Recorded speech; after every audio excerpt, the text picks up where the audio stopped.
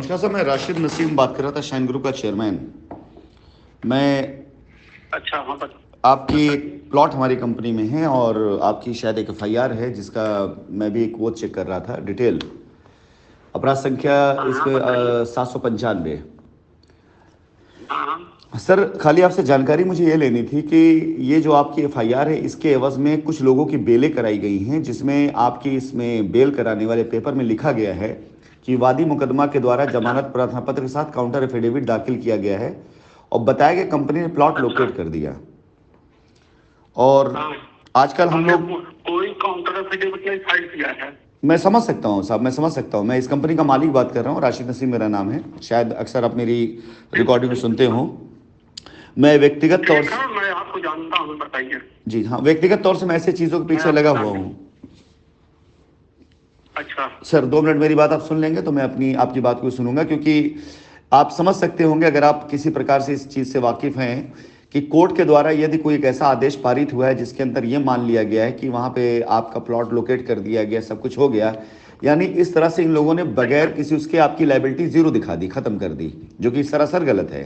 अच्छा कई कस्टमर इसमें मारे अच्छा चले अच्छा। जाएंगे। इस तरह से तो कई इन लोगों ने अपराध किए हुए हैं, कम से कम 150 से 200 ऐसे जमानत प्रार्थना पत्र डाले जिसमें इन्होंने कस्टमर की तरफ से फर्जी एफिडेविट लगा दिए कि कस्टमर को हमने दे दिया, ज़मीन अच्छा दे दिया, लोकेट कर दिया, और मिला कुछ नहीं कस्टमर को, और अच्छा बदनाम कंपनी हो रही। दूसरी चीज़, हमने जब कोई समझौता नहीं किया किसी के साथ में, भाई अगर प्लॉट लोकेट करना हाँ है तो हाँ कंपनी करेगी ना, और अगर पैसा देने के बाद है तो हाँ कंपनी हाँ। करेगी, और जब कंपनी वहाँ प्रस्तुत ही नहीं है, मौजूद ही नहीं है, कागजों में कंपनी को भगोड़ा दिखा दिया गया है, कंपनी कार्य ही नहीं कर रही है, तो कैसे ये संभव हो जी सकता है कि लोगों की जमानतें करा दी जाएं और फर्जी पेपर लगा करके जो है।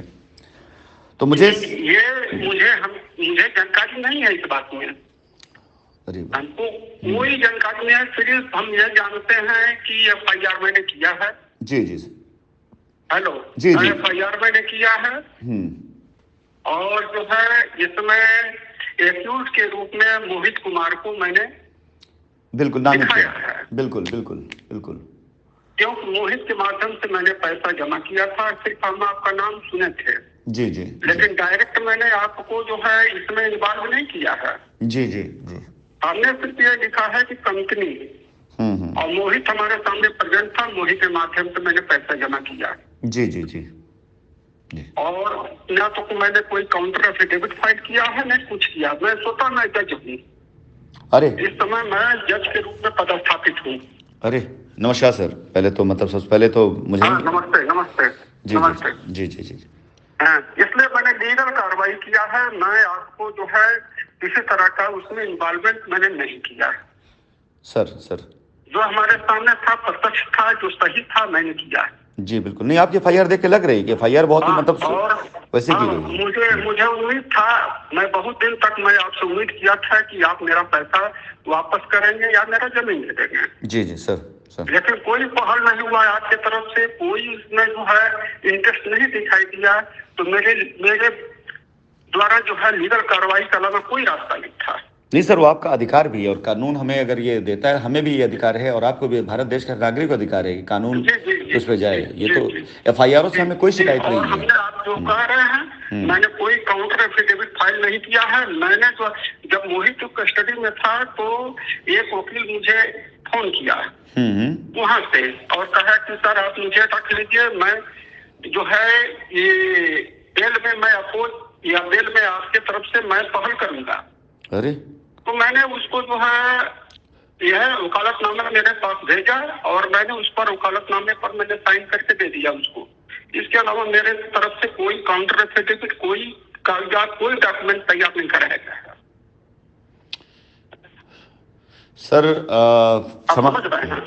समझ आएंगे, आपका 2 मिनट का समय लेंगे, क्योंकि ये जो कांड हाँ किया जा रहा बताइए। है, ये कांड, जैसे एफआईआर आपकी एफआईआर मैंने देखा बहुत प्यारी, मतलब ऐसे, क्योंकि आपने वाकई में एक्यूज उसको ही बनाया जो आपके सामने था और आपने तथ्य वही लिखे जो तथ्य आपके उसमें थे, बाकी और कोई चीज़ आपने लिखी हाँ नहीं। हाँ परंतु हाँ हाँ हाँ जिन लोगों ने एफआईआरें देखी उन्होंने क्या किया, क्योंकि आप स्वतः एक जज हैं और आपके संज्ञान में, और ऐसे लोग संज्ञान में चीज़ होना ज़रूरी है कि किस प्रकार से कानून का उल्लंघन किया गया है, कि इसमें और लोगों को क्लब करा दिया गया, जैसे ब्लैकमेलिंग का एक बाजार बना लिया जी इन लोगों जी ने, कि एफआईआर में कोई अक्यूज को उठाया उन्होंने किसी को ब्लैकमेल करने के लिए, और जब देखा कुछ नहीं मिला तो उन्होंने उठाकर एफआईआर में नाम क्लब करा दिया जांच अधिकारियों के सहयोग से। अब दूसरी चीज आपसे मैं तो आपके आगे कुछ भी नहीं हूं, क्योंकि आप कानून की उस कुर्सी बैठे जहां इंसाफ होता है। और बोल दीजिए कम से कम आप छोटे भाई हैं ना। नहीं, मैं सिर्फ एक चीज जानना चाहता हूं कि जब कोई आपके लिए नहीं, मैं कानून व्यवस्था पर, जब कोई जमानत याचिका दायर की जाती है तो उसके लिए जो कमेंट्स मांगे जाते हैं उस कमेंट्स को आयोग लिख करके देता है कि हाँ इनकी जमानत अपोज करनी है या रुकनी है।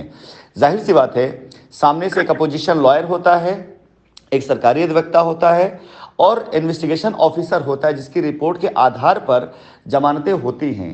आप स्वतः देख लीजिए कि किस प्रकार से इन सारी चीजों को वो करते हुए, कानून की आंख में धूल झोंकते हुए किस प्रकार से लोगों ने किया। मैंने तो आपको फोन सिर्फ इसलिए करने के लिए किया था सर कि आप अब बेहतर समझ पाएंगे कि मैं अपने कस्टमर को बचाना चाहता हूं, क्योंकि कई लोगों के उसमें इन लोगों ने ये लिख दिया है कि जमीन मिल गई, पैसा मिल गया, और उसके तहत तो कानूनी तौर से वो बेचारे सब पा चुके हैं, जबकि उन्हें कुछ मिला नहीं है। तो मैं मानवीय संवेदनाओं के नाते और कंपनी चेयरमैन होने के नाते अपने कर्तव्यों का निर्वाह करते हुए मैं लोगों को फोन कर रहा हूं पूछने के लिए कि भाई आपने ये गलती कैसे कर दी, ताकि कोर्ट में हम इसको डालकर दिखा सकें कि ये फर्जी लगाए गए, और कंपनी स्वतः कस्टमर साथ खड़े होकर के ये लिख करके देने को तैयार है कि हमने कोई समझौता नहीं किया, हमने दिया ही नहीं तो इनको कहां से मिल सकता है, ताकि निकट भविष्य में। ठीक है। लेकिन ये मान के चलिए, मान का क्या यही सत्य है कि मैंने कोई कंप्रोमाइज नहीं किया है, मैंने कोई काउंटर एफिडेविट फाइल नहीं किया, मैंने कोर्ट को कोई चीज नहीं करके दिया है। तो सर, और दूसरी बात यह है कि 409 का केस है, 409 में कंप्रोमाइज नहीं होता है। जी जी जी जी, नॉन कंपाउंडिंग है ये तो। कंप्रोमाइज नहीं होता है, कंपाउंडेबल सेक्शन नहीं है। जी जी जी जी जी। अब फर्जी कोई जो है उधर का जो है मोहित की तरफ से कोई वकील जो है खड़ा हुआ होगा अपना, और फर्जी जो है काउंटर एफिडेविट दिखाया है।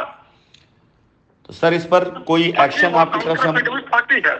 आपकी तरफ से कोई एक्शन इस तरह पे दरकार होना आवश्यक इसलिए क्योंकि हमें ये भी दिखाना है कि ये पैसा या ये जमीन या समझौता हुआ ही नहीं है, और ये चीज गलत की, तो एक आपकी तरफ से एप्लीकेशन दरकार होगी हमें कि आपने ना तो कोई काउंटर एफिडेविट दिया है और ना इस प्रकार कोई आपका वो है किसी प्रकार से जो है, क्योंकि हम भी इसको भी अपोज करने वो हम लिख करके दे देंगे।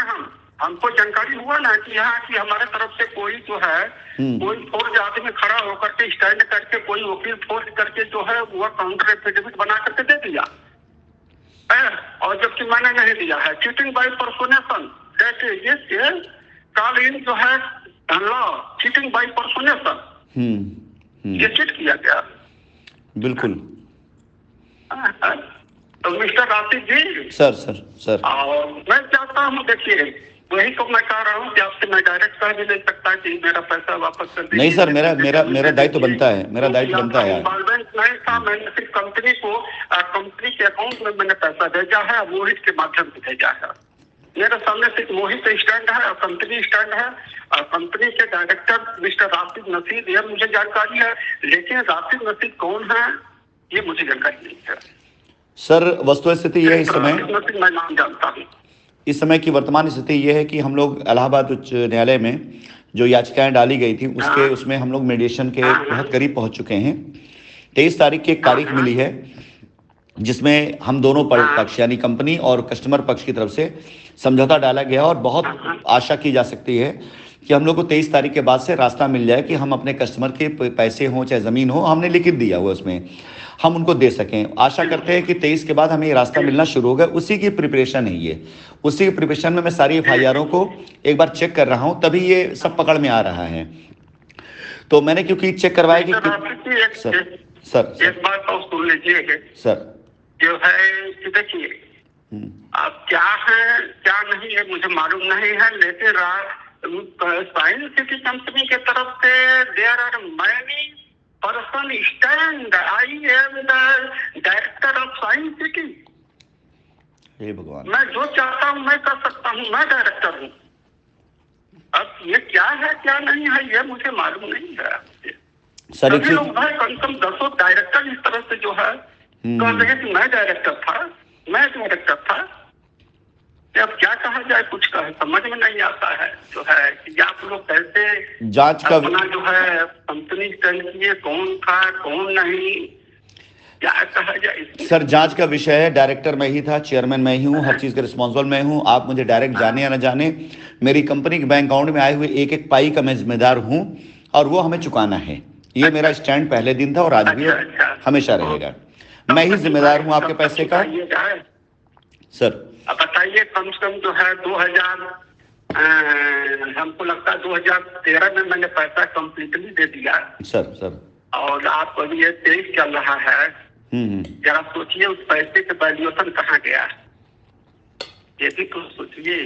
सर मैं आपसे ये वादा करता हूँ, लोग कहते हैं कि मैं जो है कि जज साहब फंस गए इसमें। जज साहब, बात तो सही है कि एज ए जज जो है हमने आप पर कंपनी पर, आप पर नहीं कंपनी पर मैंने विश्वास किया कि सर आपसे मेरा जो भी काम होगा बड़ा अच्छा होगा। लेकिन अब आपसे वादा करते हैं कि ये कलंक जो है सर से अपने हटाएंगे हम लोग।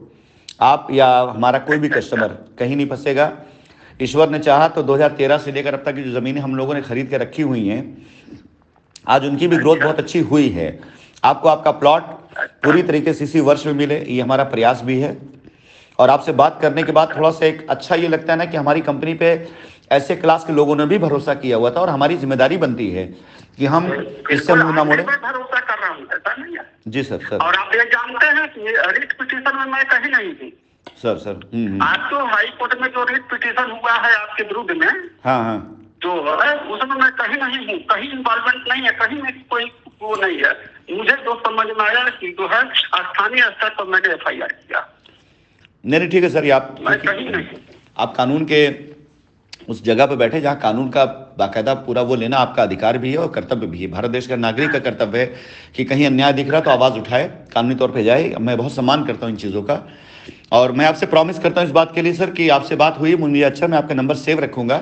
कभी भी आप चाहें मुझे इस नंबर पर मैसेज व्हाट्सअप कर सकते हैं। और रही बात जहां तक हमारी जिम्मेदारी है अपने हर एक कस्टमर के दायित्व को निर्वाह करना, उसमें आप भी एक हैं।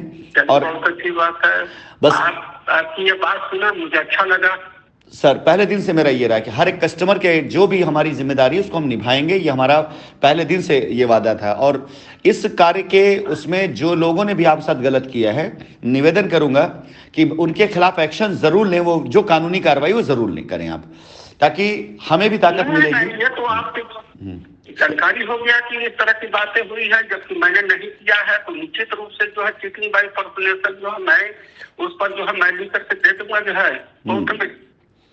मैं कहीं कोई भी काउंटर एफिडेविट मैंने फाइल नहीं किया, मैंने कोई लिखित डॉक्यूमेंट तैयार करके मैंने नहीं दिया है। कौन सा है ये जो मैं ये कह रहा हूँ कि जो है कि भाई एक वकालतनामा पर मैंने साइन किया था, यशवंत श्रीवास्तव करके वकील था, उसी हमको भेजा था वकालतनामा, मैंने साइन कर दिया। कहे तो ठीक है तुम निष्ठा करो, क्या करना है। उस व्यक्ति ने सर तकरीबन 200 एफिडेविट गलत लगाए हैं, फर्जी लगाए हैं। 200 एफिडेविट यानी एक्चुअली 516 FIR हैं, जिसमें नामित लोगों की संख्याएं तकरीबन हजारों के आसपास रही हैं।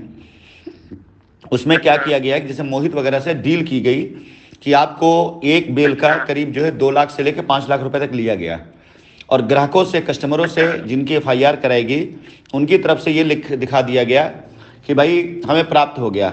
अब आपसे कहा कि भाई चल रहा केस चल रहा है, मुजरिम बाहर है, वो निश्चिंत है।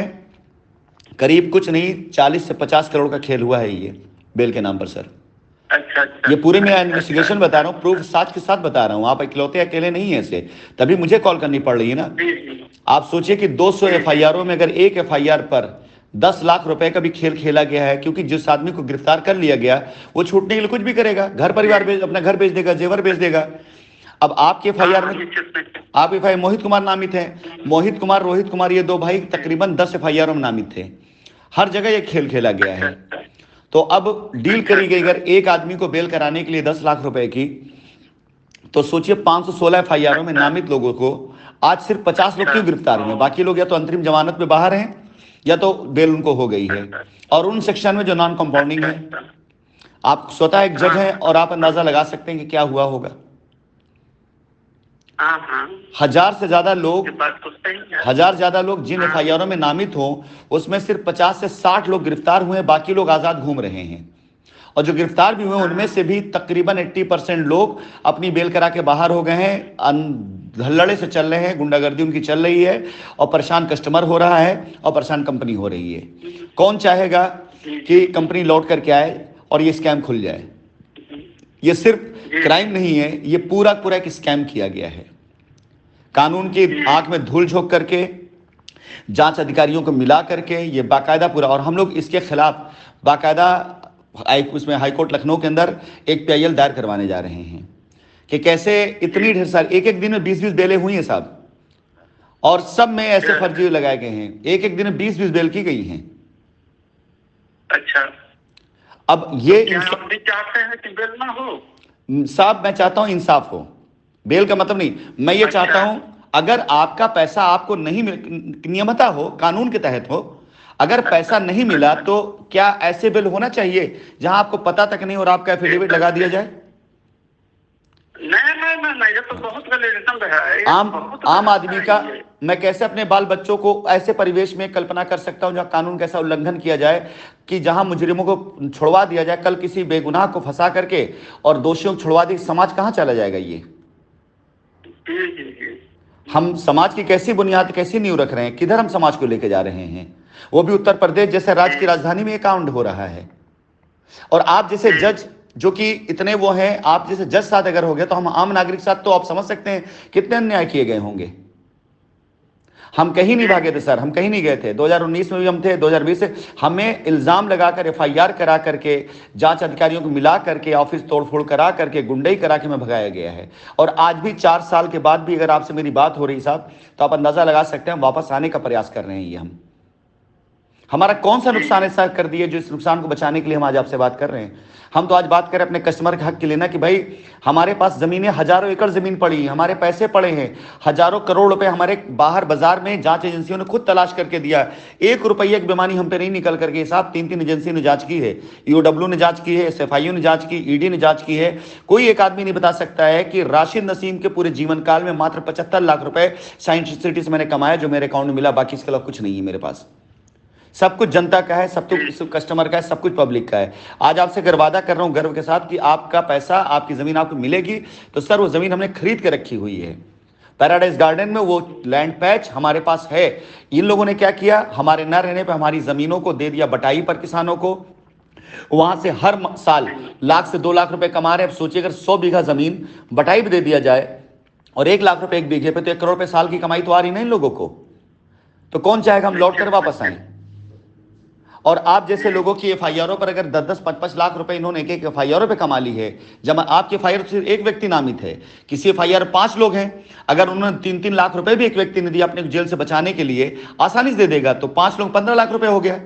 तो एक एफआईआर पे अगर 15 लाख 10 लाख है, तो 516 एफआईआर पे आप समझ सकते हैं कितना बड़ा खेल हुआ है। कौन चाहेगा हम वापस लौट करें? जिस दिन वापस लौट के हम आ जाएंगे, पोल खुलेगी, वो लोग जेल के अंदर होंगे, कंपनी बेदाग होगी, कस्टमर पैसा मिल जाएगा। ये ना होने पर इसके सारे प्रयत्न किए जा रहे हैं।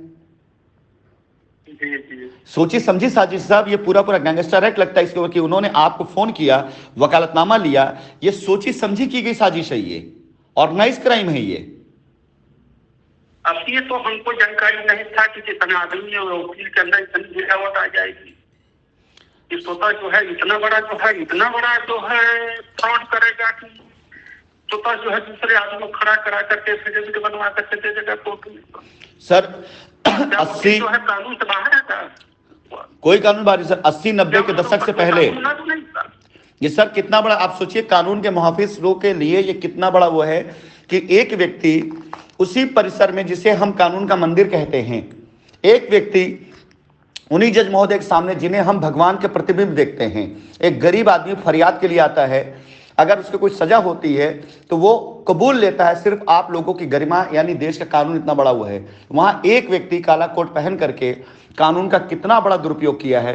कई करोड़ रुपए उस व्यक्ति ने कमाए और साथ ही साथ में हजारों करोड़ रुपए की कंपनी को बदनाम करके रख दिया, और न जाने कितने हजार करोड़ रुपए कस्टमर डूबे पड़े हुए इस आदमी की वजह से। आज अगर ये व्यक्ति ना होता तो आज आपका 13 लाख रुपए की जमीन आपकी होती, जो आज 25 लाख की हो चुकी होगी। जी जी। हमें सहयोग चाहिए, आप लोगों का साथ चाहिए। मैं कोई भी सजा भोगने को तैयार हूं, मैं भी नामित हूं। 516 FIR में, 515 FIR में हूंगा मैं नामित। मैं जेल के अंदर आके बैठना चाहता हूं, बैठ जाऊंगा मैं वहां पर। बस इंसाफ हो, फैसला नहीं चाहिए, इंसाफ चाहिए। जी जी। मैंने अपने जीवन में कानून की तो डिग्री नहीं ली। सर आप आइए राकेश जी, कहीं भी हो आप आइए, अपने ये सुनते हैं आप बाहर निकल गए हैं, आप इंडिया आइए। ऐसा नहीं है कि कानून आपका साथ नहीं देगा। जितनी फ्रेंकली आप बोल रहे हैं उतना ही फ्रेंकली कोर्ट के सामने अपना जो है प्रोड्यूस, अपना हर तथ्य अपना प्रोड्यूस कीजिएगा। ऐसा थोड़ी है कि कानून आपसे जो है या ये कानून आपको दोषी मान लेगा। सर मैं आ रहा हूं। ऐसा नहीं है। एफआईआर कोई बहुत महत्वपूर्ण चीज नहीं है कि एफआईआर आपको दोषी मान लिया गया। जब आप एडमिट कर लेंगे, सारे फैक्ट एडमिट कर लेंगे, जिनकी पैसा है उसका रिफंड कर देंगे, आप जो है ये जिनकी जमीनें हैं आप दे देंगे, तो वैसा थोड़ी है कानून आपको सजा कर देगा यार। सर मैं आ रहा हूँ, मेरे तो चाहिए कम से कम जो है कि हाँ मैं आ रहा हूँ। मेरे छोटे भाई साहब जो कंपनी में बराबर के डायरेक्टर हैं, उन्होंने आत्मसमर्पण किया है। और उन्होंने आत्मसमर्पण इसीलिए किया कि हम कस्टमर का, उन्होंने ही अपनी तरफ से एफिडेविट डाला है वहां पे कोर्ट के अंदर। और मैंने भी कहा कि जिस दिन कोर्ट के अंदर मेडिएशन हो जाता है, क्योंकि साहब अगर मुझे भी अंदर डाल दिया गया और ये लोग बाहर रह करके इस प्रकार चीज से, तो शायद मैं आवाज ना उठा पाऊं, शायद मैं मुकदमा ना लड़ पाऊं। लोग चाहते यही हैं। मेरे छोटे भाई साहब जो कंपनी के मैनेजिंग डायरेक्टर, उन्होंने तकरीबन 1.5 साल पहले आत्मसमर्पण किया है इसी कंपनी बचाने के लिए, कस्टमर पैसा वापस देने के लिए। इलाहाबाद हाईकोर्ट में उन्होंने एफिडेविट दी हुई है कि हम पैसा देना चाहते हैं, हम जमीन देना चाहते हैं, हम हर वो कार्य कर रहे हैं जो कानून की मर्यादा का सम्मान करता है। और मैं आऊंगा, मैं अपना मुकदमा खुद लड़ूंगा, मैं इन पर्सन खुद अपनी पैरवी करूंगा। एक बार बस आप लोग को रास्ता मिल जाए, एक बार पब्लिक को और कानून को ये पता चल जाए कि फ्रॉड कहां हो रहा है, उसके बाद मैं आकर के इस पूरे के पूरे उसका सामना करूंगा। मैं लड़ ही इसलिए रहा हूं सर, वापस आने के लिए लड़ रहा हूं। दूर रह करके बड़ी बात करके, आपको वादा करके हमें क्या मिलेगा? ये मेरी लड़ाई इसलिए कि मैं वापस आना चाहता हूं। खैर सर, आपसे सिर्फ इतना निवेदन है कि जो आपके साथ ये चीज की है उन्होंने, आप खुद, मैं आपको क्या दिखाऊं, सूरज को दिया दिखाने ऐसी चीज होगी। आपको पता है आपका कानूनी अधिकार क्या है। आप कृपया करके उसका सिर्फ और सिर्फ आप उसका इस्तेमाल करें। जो भी गलत हुआ है उसके में सहयोग हमें ये करें कि आपका प्रार्थना पत्र भी अगर डल जाता है कि आपको नहीं मिली जमीन, हम भी अपने डाल लें कि हमने नहीं दिया है, तो कानून सच्चाई जानेगा बस खाली। और हम अपने आने वाले भविष्य में जो महीने 2 महीने बाद अगर हमें कोर्ट से परमिशन मिलती है, तो अपने कस्टमर को हम क्लासिफाइड कर पाएंगे कि ये कस्टमर हमारे, इनको अभी देना है हमें। अन्यथा कानूनन तो इन लोगों ने तकरीबन 200-250 लोगों की लायबिलिटी ऐसे उतार दी है, बगैर कुछ दिए वो दिखा देंगे इनको सब मिल गया है। तो बस ये अन्याय ना होने पाए, इसके लिए आपसे निवेदन ये है कि सर प्रार्थना पत्र अपना आप दे दीजिएगा। बाकी मैं अपनी तरफ से जो भी है वो करूंगा, और मैं आपको पर्सनली आपके केस को देखूंगा, पर्सनली आपकी चीज़ों को टेक केयर करूंगा। आपसे वादा भी करता हूं कि जिस दिन ये चीज़ें हमें अलाउ हो जाएंगी कोर्ट के द्वारा, मैं खुद फ़ोन करके आपकी ज़मीन को चिन्हित कराकर आपसे पूछूंगा कि आपको ज़मीन चाहिए तो ज़मीन ही आपकी है। संतुष्ट नहीं होंगे तो आपसे एक समय सीमा लूंगा, महीने 2 महीने की। उस ज़मीन को बेच करके आपका पैसा आपको वैसे ही जस वापस करूंगा जैसा आपने कंपनी में दिया था, बैंक इंटरेस्ट के साथ में। ये मेरा आपसे वादा है। जी। चलिए अच्छी बात है, बहुत अच्छा लगा आपकी बात को सुन करके, बहुत अच्छा लगा। धन्यवाद सर। चलिए जगी और मैं लिख करके कोर्ट में दे दूंगा। मैंने कोई कंप्रोमाइज नहीं किया, मैंने कोई एफिडेविट फाइल नहीं किया, मुझे अभी तक कोई जमीन नहीं मिली है, न कोई कमिटमेंट हुआ है। धन्यवाद सर, धन्यवाद सर, बहुत बहुत धन्यवाद आपका। अच्छा लगा, बस आशीर्वाद बनाए रखिएगा। नंबर मेरा सेव कर लें, कभी भी कोई भी मेरे लायक कोई सेवा हुई सर, आप जरूर मुझे याद करिएगा, ठीक है? नहीं, आप याद कीजिए, आप फोन कीजिए, आप कभी भी फोन कर सकते हैं, कोई दिक्कत नहीं है सर। सर कोई कानूनी राय लेना है तभी हम आपको दे सकते हैं। बिल्कुल सर, धन्यवाद सर, बिल्कुल आवश्यकता पड़ेगी, बिल्कुल करूंगा सर। जय हिंद सर। जी। जय हिंद।